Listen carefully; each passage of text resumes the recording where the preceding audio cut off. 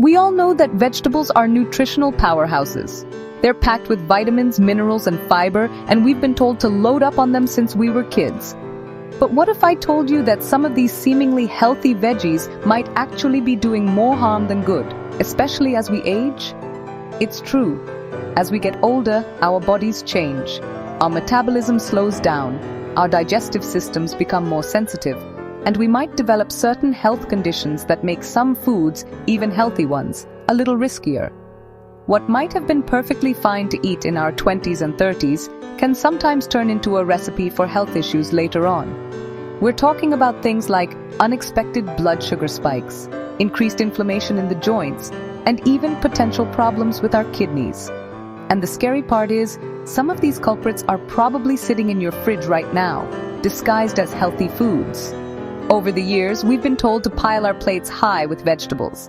And while many of them truly are nutritional superstars, there are a few that older adults should be cautious about. In this video, we're diving deep into 8 vegetables that you might want to limit or avoid entirely if you're over a certain age.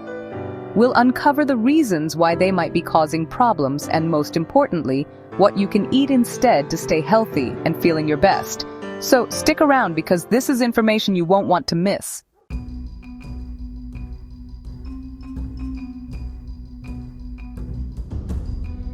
Let's kick things off with a vegetable that often gets a pass in the health world: corn. Now, corn does have some nutritional value. It provides fiber and some essential nutrients. But for older adults, it can be a bit of a wolf in sheep's clothing. One of the biggest issues with corn is its high fiber content, particularly a type of fiber called cellulose.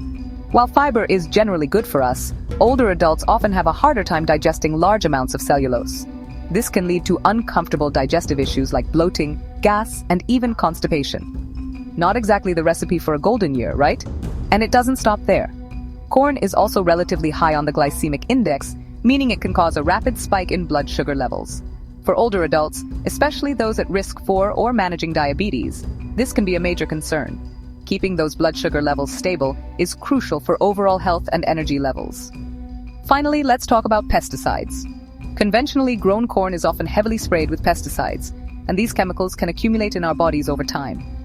For older adults, who may already be dealing with age-related health issues, exposure to these toxins can be especially concerning. Now, don't panic just yet.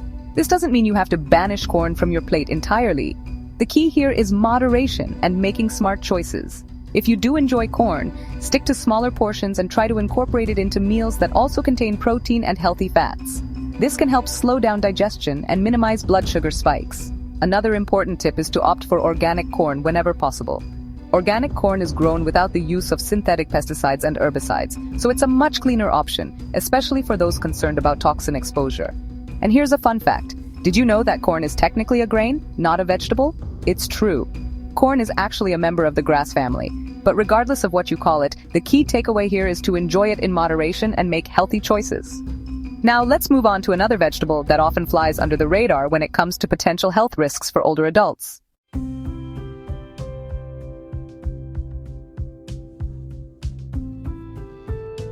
Mushrooms, they're earthy, they're versatile, and they can add a ton of flavor to our meals. But as we get older, we need to be a bit more cautious about these fungi friends. One of the main concerns with mushrooms is their ability to absorb toxins from their environment. Mushrooms are like little sponges, soaking up whatever's in the soil they're grown in. This includes heavy metals, pesticides, and other pollutants that can be harmful to our health. Now, this doesn't mean all mushrooms are contaminated, but it's something to be mindful of, especially for older adults who may have compromised immune systems or are more susceptible to the effects of environmental toxins. Another thing to keep in mind is that mushrooms contain natural compounds that can be difficult for some people to digest. These compounds, like chitin, can cause digestive upset, particularly for older adults who may naturally produce less of the enzymes needed to break them down. So, how can we enjoy mushrooms while minimizing potential risks? The first line of defense is to choose organic mushrooms whenever possible. Organic mushrooms are grown in carefully controlled environments and are less likely to be exposed to harmful pesticides and herbicides. Secondly, always cook your mushrooms thoroughly. Cooking helps break down some of those hard-to-digest compounds and reduces the risk of any potential foodborne illnesses. Avoid eating mushrooms raw, especially older adults who might be more susceptible to foodborne illnesses. And just like with corn, moderation is key. Enjoy mushrooms as part of a balanced diet, but don't go overboard. Too much of a good thing can sometimes backfire, especially as we age. Remember, knowledge is power. By understanding the potential risks and benefits of the foods we eat, we can make informed choices that support our health and well-being as we get older. Now let's move on to another unsuspecting vegetable that might be contributing to inflammation and joint pain.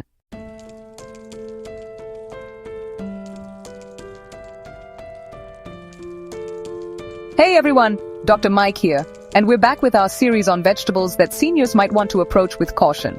We've already covered some surprising culprits, and now it's time to talk about a veggie that's often touted for its health benefits: eggplant. Now, eggplant is a member of the nightshade family, along with tomatoes, peppers, and potatoes. While these vegetables have their place in a balanced diet, they also contain a naturally occurring compound called solanine. Solanine is a type of glycoalkaloid, and in large amounts, it can be toxic. For most people, the small amount of solanine in a typical serving of eggplant isn't a problem.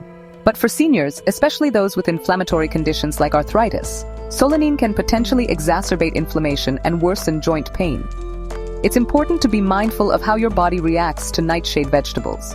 If you experience increased joint pain or inflammation after eating eggplant, it's worth talking to your doctor. They can help you determine if nightshades are a trigger for you and suggest alternative vegetables that provide similar nutrients without the potential downsides. Remember, everyone's body is different, and what works for one person might not work for another. Now, I'm not saying that seniors need to completely eliminate eggplant from their diets. Like most things in life, moderation is key. Enjoying eggplant occasionally, as part of a balanced and varied diet, is unlikely to cause any major issues for most people. However, there are a few things you can do to minimize any potential negative effects. First, always cook eggplant thoroughly. Cooking helps to break down some of the solanine, making it easier for your body to digest. Second, start with small portions and see how your body reacts. If you're concerned about solanine or have pre-existing inflammatory conditions, you can also peel the eggplant before cooking it. The highest concentration of solanine is found in the skin and just beneath it. Peeling the eggplant can help to reduce your exposure. And as always, if you have any concerns about your diet or how certain foods might be affecting your health, don't hesitate to reach out to your doctor or a registered dietitian. They can provide personalized advice based on your individual needs and health history.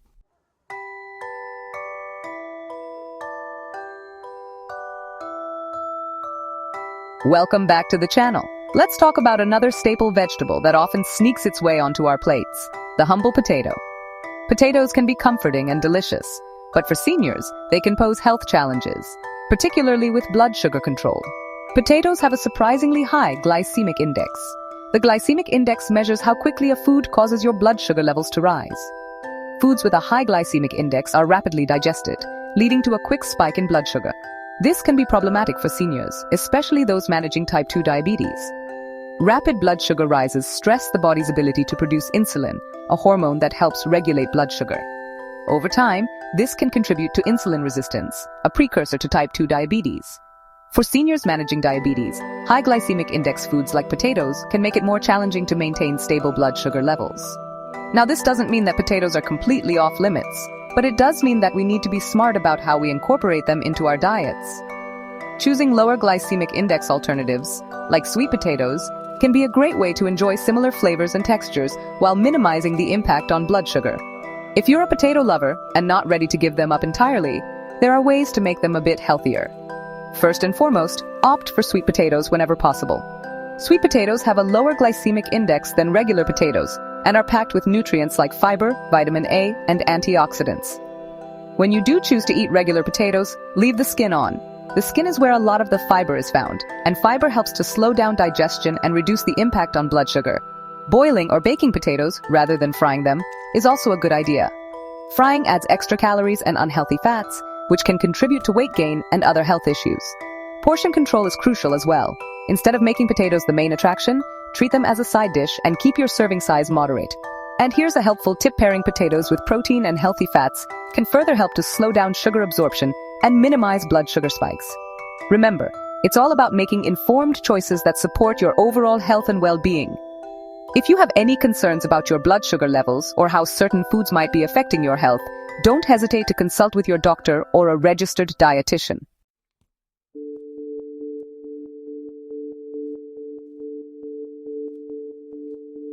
Hey everyone, Dr. Mike back again, and today we're tackling another seemingly innocent vegetable that might surprise you.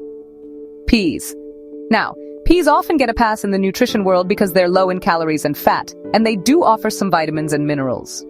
However, what many people don't realize is that peas, despite their small size, can actually have a significant impact on blood sugar levels. This is because they have what's called a high glycemic load. While the glycemic index measures how quickly a food raises blood sugar, the glycemic load takes into account both the glycemic index and the portion size. Even though peas have a moderate glycemic index, their relatively high carbohydrate content means that they can still cause a noticeable spike in blood sugar, especially when consumed in larger quantities. This is something to be particularly mindful of for seniors, as our bodies tend to become less efficient at regulating blood sugar as we age. Now, I'm not suggesting that you need to swear off peas entirely. They can still be part of a healthy diet, but moderation and smart food pairings are key. By understanding how peas affect blood sugar and making conscious choices about how we incorporate them into our meals, we can enjoy their nutritional benefits without the unwanted sugar rush. So, how can we enjoy peas without sending our blood sugar soaring? First and foremost, portion control is crucial. Instead of piling your plate high with peas, stick to a smaller serving size, about half a cup cooked. This will help to minimize the impact on your blood sugar levels. Another helpful strategy is to pair peas with foods that can help to slow down sugar absorption. Protein and healthy fats are particularly effective at this. For example, you could add peas to a salad with grilled chicken or fish, or you could enjoy them as a side dish with a lean protein source and some avocado. Adding a splash of vinegar or lemon juice to your peas can also be beneficial.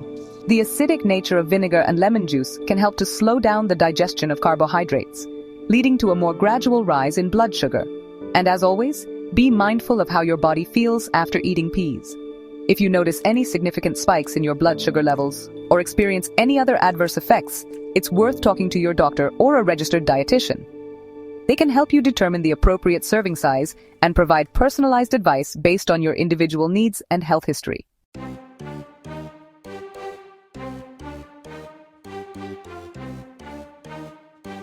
All right, asparagus lovers, we need to talk. This veggie, while packed with vitamins and antioxidants, comes with a catch, especially for our seasoned viewers. Asparagus acts as a natural diuretic. What does that mean? Basically, it makes you pee more often. Now, for some, that might not be a big deal. But for older adults, especially those managing medications or prone to dehydration, this can be troublesome. Frequent urination can disrupt sleep, lead to electrolyte imbalances, and even increase the risk of urinary tract infections. The key here is awareness and moderation. Enjoy asparagus, but don't go overboard. And most importantly, make sure you're staying hydrated. Drink plenty of water throughout the day, especially if you're enjoying a meal featuring this otherwise healthy spear. Remember, listening to your body is crucial as we age. If you notice any changes, whether it's increased thirst, fatigue, or changes in urination after eating asparagus, it's always a good idea to chat with your doctor. Here's another point to consider, especially if you have a history of gout. Asparagus is naturally high in purines. These are compounds that our bodies break down into uric acid. While uric acid is a normal waste product, high levels can be problematic. For those with gout, a condition characterized by painful joint inflammation, high uric acid levels can trigger flare-ups. The purines in asparagus can contribute to these elevated levels, potentially making gout symptoms worse. Now, this doesn't mean asparagus is entirely off-limits if you're managing gout. Moderation is key. Enjoy it occasionally, but be mindful of your portion sizes. And remember, a healthy lifestyle that includes proper hydration, a balanced diet, and regular exercise plays a significant role in managing gout and overall well-being. If you have concerns, your doctor can provide personalized guidance.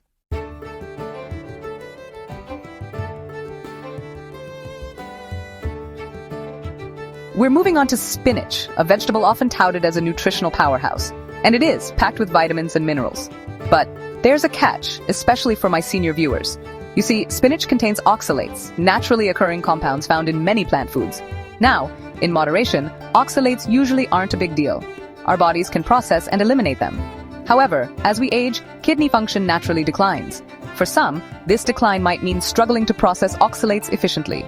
High oxalate levels can contribute to kidney stones, especially for those with a history of kidney problems. So, should you ditch spinach altogether? Not necessarily. Moderation is key. Enjoy spinach as part of a balanced diet, but don't go overboard. If you have any concerns about kidney health or a history of kidney stones, chat with your doctor.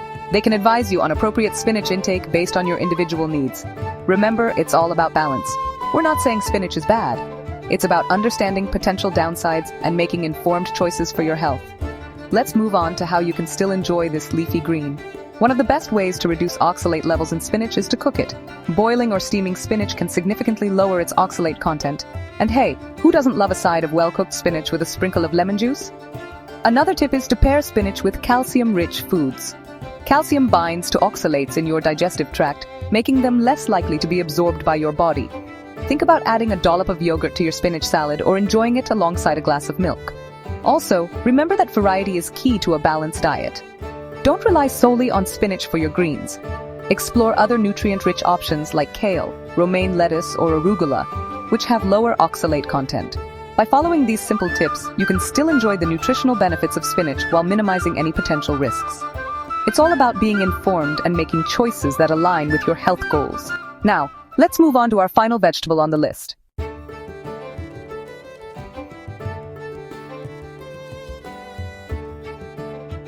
Cabbage, a cruciferous vegetable often praised for its fiber and vitamin content, can be a bit tricky for seniors, especially when it comes to thyroid health. This is because cabbage, along with other cruciferous veggies, contains substances called goitrogens. Now, before you panic, let me explain. Goitrogens in large amounts can interfere with thyroid hormone production. The thyroid gland, located in your neck, plays a crucial role in regulating metabolism, energy levels, and even heart rate. So maintaining its optimal function is vital. But here's the good news. Simply eating cabbage doesn't automatically spell trouble for your thyroid. The amount of goitrogens in cabbage varies depending on the variety and cooking method. Plus, our bodies have mechanisms to process these compounds. However, if you have an existing thyroid condition, particularly hypothyroidism, or if you're concerned about your thyroid health, it's wise to be mindful of your cabbage intake. Let's delve into some practical tips to enjoy cabbage safely. One effective way to reduce the goitrogenic effects of cabbage is cooking it. Heat deactivates some of the goitrogens, making it easier for your body to process. So enjoy that comforting cabbage soup or a side of sautéed cabbage without worry. Another interesting option is to opt for fermented cabbage products like sauerkraut or kimchi. Fermentation reduces goitrogen levels and introduces beneficial probiotics that support gut health. Just remember to choose low-sodium varieties. Moderation is key, as always. Enjoying cabbage as part of a varied diet shouldn't pose a significant threat to your thyroid. However, if you have concerns, talk to your doctor or a registered dietitian. They can assess your individual needs, consider any underlying health conditions, and provide personalized advice. Remember, knowledge is power when it comes to making healthy choices. Let's wrap up this discussion with some final thoughts.